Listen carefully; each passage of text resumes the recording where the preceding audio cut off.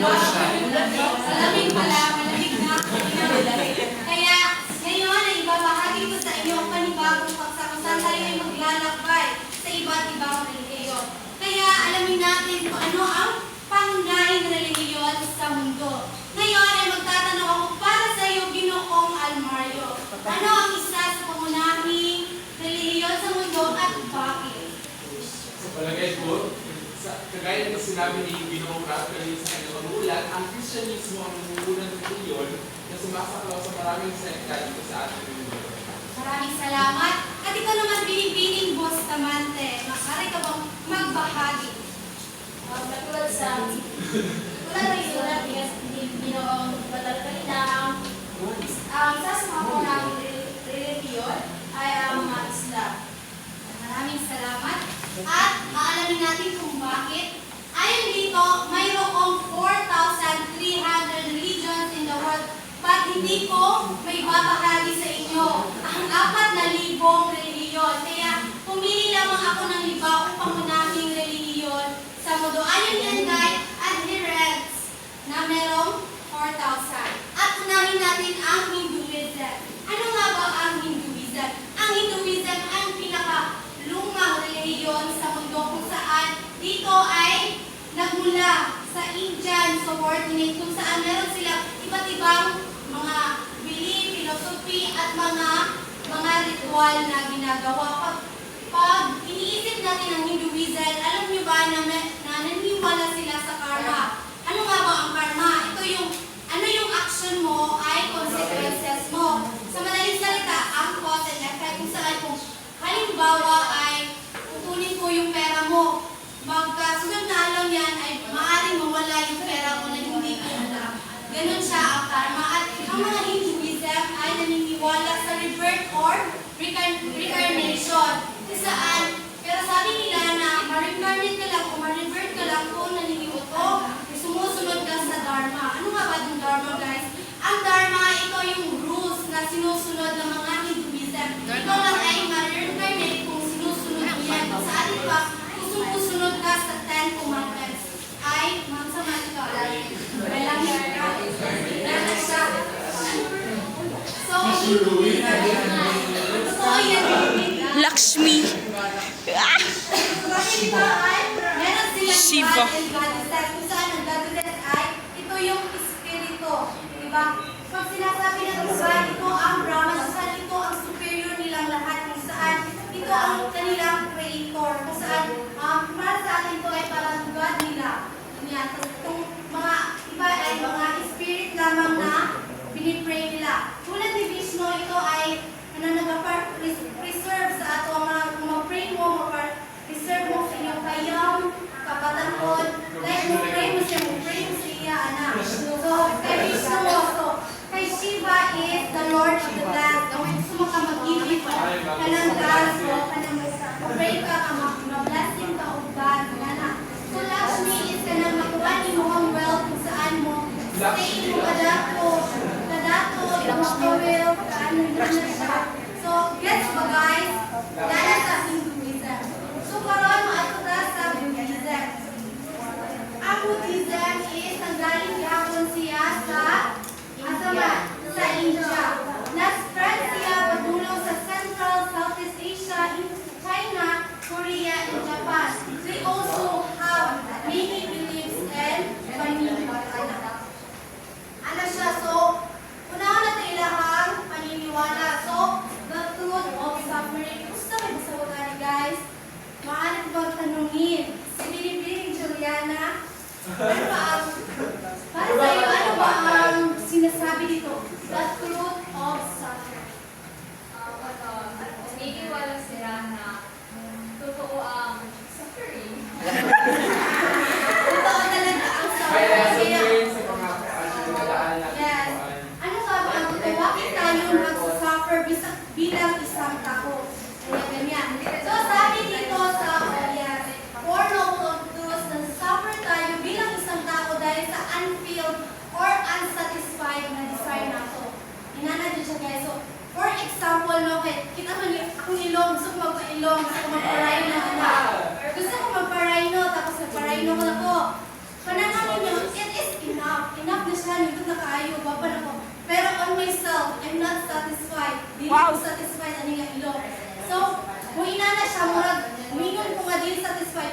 kay enough na siya. So diraan isulod ang prechismitic. So unsa man yung prechismitic kung saan murag worse pa ang isa ka bagay. Nagpaili mo ko sa dili mo ko satisfied murag worse pa siya ang ano imbis na okay na siya.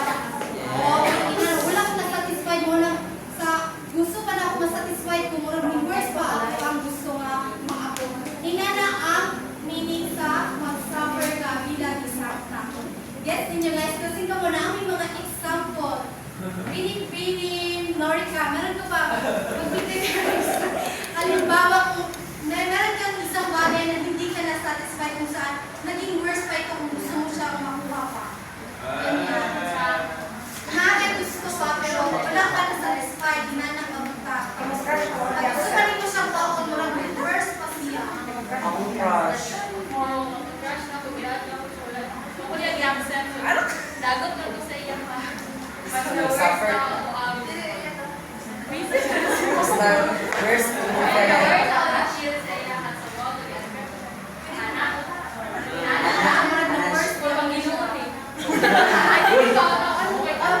Isa ko sa example, suffer ka sa isa ka bagay, at hindi ka satisfied. Hinanap siya, pero iingat siya dali nga, dili ka na mag-pessimistic or resistment. So, bitaw mo rin din siya ang realistic. Iingat siya tayo.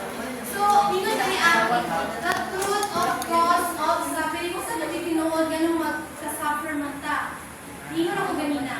Ingat ko, because of Everything has a reason.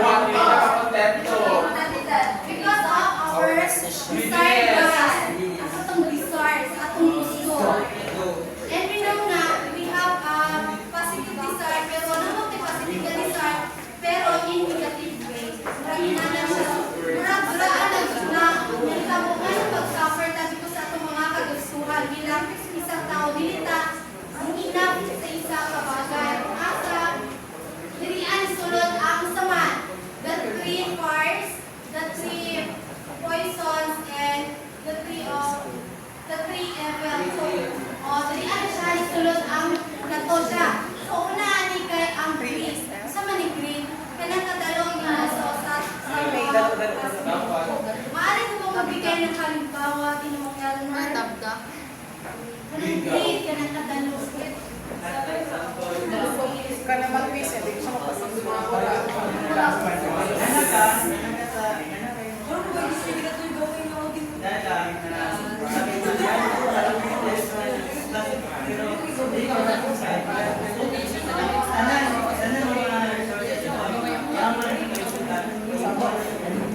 Yes, totoo.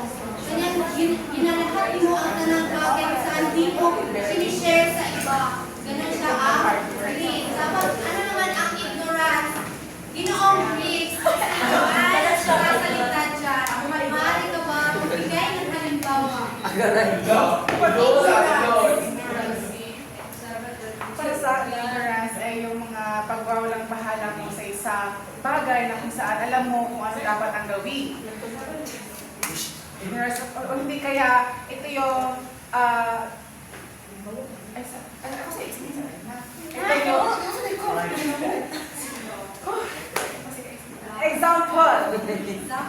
example kung sa ating pang-araw-araw na pamumuhay, panghalimbawa lang sa pagtatapon ng basura. Alam mo, bawal ang magtapon ng basura at so policy dito sa USEP. Ngunit, pinupuslit po pa rin ang mga plastic, ang anti-single-use plastic dito sa ating pamantasan. Nagsisilang ignorance sa iyo sapagkat,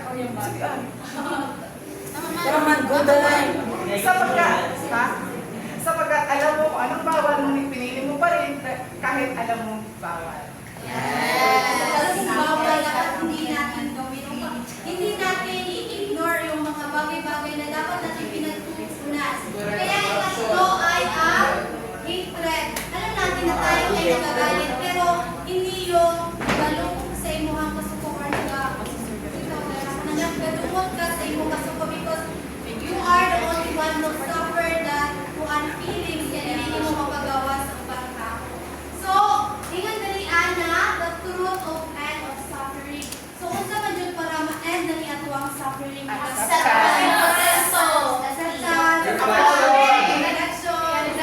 Reflection. Okay, Niingon siya diri as a norm of truth nga. Ingon daw para mawala niya ang suffering is because of kanang liberation kung saan mas pupunta sa atong sarili. Kung saan dapat magkabaluta sa atong limitation, kabaluta kung sa'yo dapat tama buhaton, hinana siya, dapat lang nga hinana para mulayo ta sa suffering or ang kasakit. So karon ang ikaw the truth of God of leading to the end of suffering. So kaugnay yan nito. Pamilya ko sa inyo ito.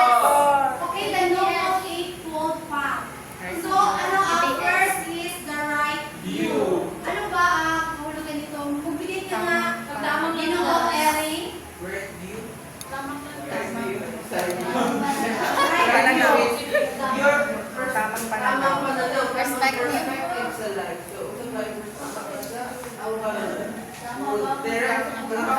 Pananaw sa buhay. Yes, yes. At itama natin ang mga pagkakamali. Yes, at ilang hindi mo na rin tapos imo ang pananaw sa tao, dili ka dapat mag-judge sa isa ka tao. Dili mo sila ingon nga, ala nagkuhan na gali siya kay kuhan na gali. Inana siya, dapat ang ginasunod mo gunin nila kay para ma-end na ilang suffering, dapat dili ka mag-judge sa isa ka tao. Inana siya. So, the right intention. Right intention, for example, pagitabangan ang tigulang no, right intention, dapat naka-pure heart, ganitawag ka. So, sa katawag ay saan? Example, may matanda na gustong tumawid. Tinulungan mo siya kasi alam mo na may kapalit ito. Ganun siya dapat may palang tamang intention. Dahil gusto mo siya makatawid ng maayos o hindi mo siya gusto mapang So, the right speech, kung saan dito dapat tayo ay magsasalita ng tamang salita kung saan hindi natin pwede sila backstab, hindi natin sila ibang tao, hindi natin pwede magamit ng bad words sa ibang tao, ganyan sila. At ang right action. Ano itong right action, guys? Ito ang right action ay dapat hindi tayo magnakaw, magpatay. Alam niyo ba na mga Buddhism ay hindi sila pumapatay ng hayop? Yes. Hindi sila pumapatay. Kaya may regarding. Chicken, ganyan sila, bawas nila ka ng mga action para maging pure na sila. So right like you, dapat mag-focus ka lang sa iyong sariling buhay kung saan mag-focus ka lang sa iyong buhay at huwag ipakialaman ang mga Dapat maging marangal sa buhay. Hindi katulad dito sa Pilipinas. Ano kami? The right effort. The right effort kung saan dito ay bilang isang tao, kailangan mo rin magkaroon ng sariling respeto sa sariling sikap, sariling kuan, kindness of yourself na ma-improve ka siya. So, the right concentration kung saan ang Buddhism ay naniniwala sa meditation kung saan ang meditation ay nagpaparelease sa kanilang mga stress at iba pang mga problema kung saan ang right meditation, yung concentration kung saan sila ay nagko-concentrate sa isang bagay na dapat makakatulong sa kanila. Pag sinasabi natin right mindfulness, ito naman ay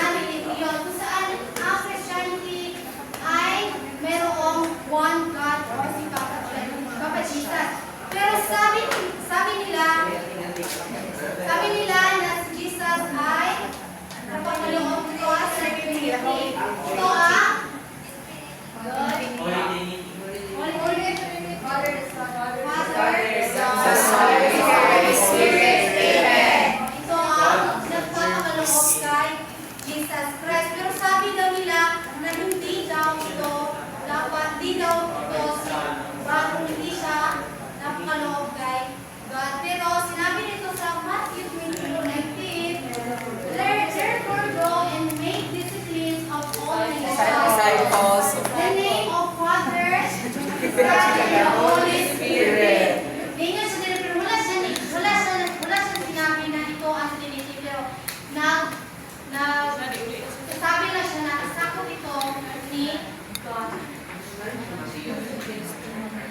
At kalakip na dito ang Christian, the Seven Sacraments. Familiar ba kayo kanina? Opo. Pinahangin na ito ni Ginoong Batalon, ang baptism, ang pagbinyag o pagtanggap ng isang relihiyon. Ang confirmation kung saan ito ay Kumpirma. na ikaw ay bahagi ng isang relihiyon. Kung saan pinapahiran ka ng langis dito sa loob. Ang Holy Communion ay yung pagtanggap mo sa lawas at dugo ni Kristo.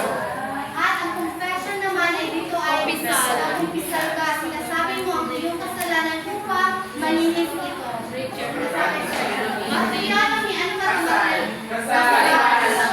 bilang isang Kristiyano ay ang kasal ay Sagrado. Yes, sagrado.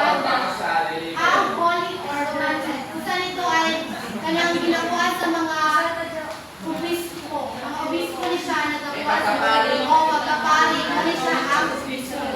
At ang dito, specific saan kung meron kayong mga sakit, may mga sakit na mga kapamilya ito ay pinupunta niyo sa simbahan para panalangin ito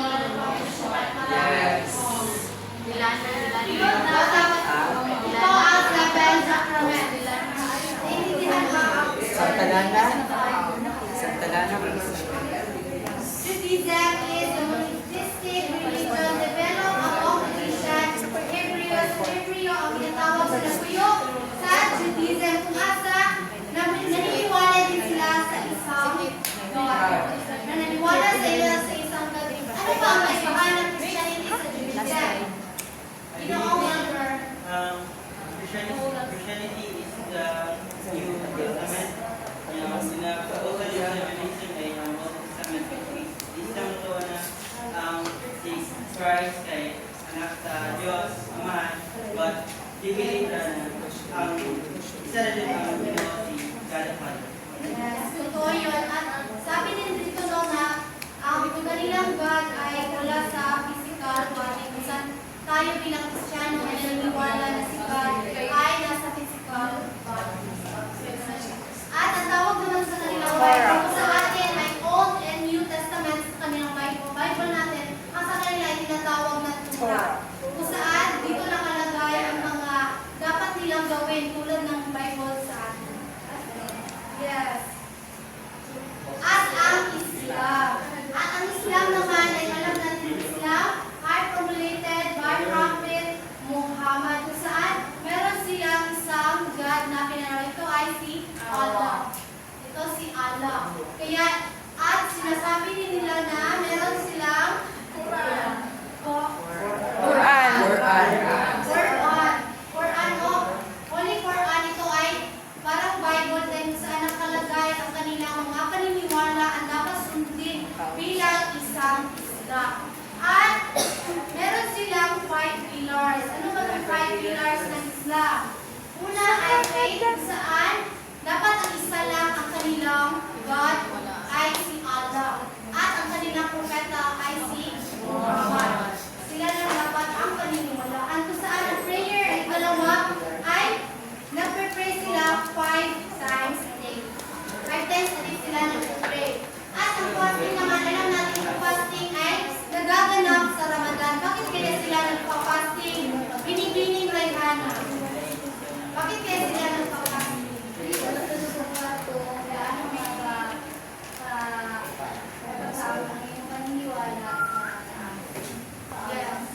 Yes, nagpapasig sila upang may ibabahagi nila na sila ay naniniwala sila kay Allah at kung saan ang passing din ay makakatulong sa ilahan na sila ay sa at ang almsgiving ito naman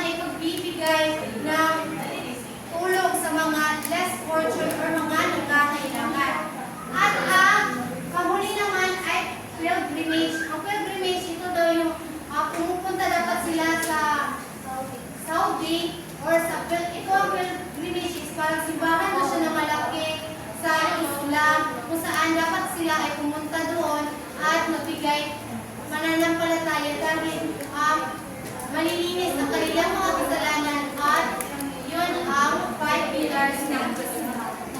Naiintindihan ba ang Islam? At ngayon, bakit kaya yun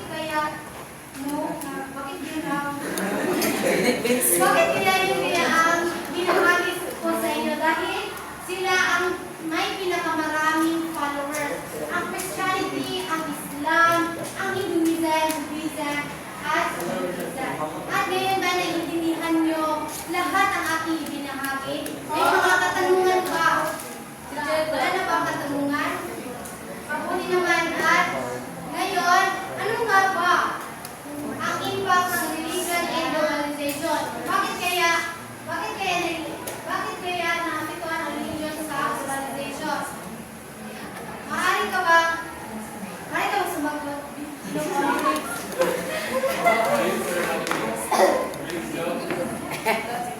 Opo, maaari bang ulit na ang katanungan?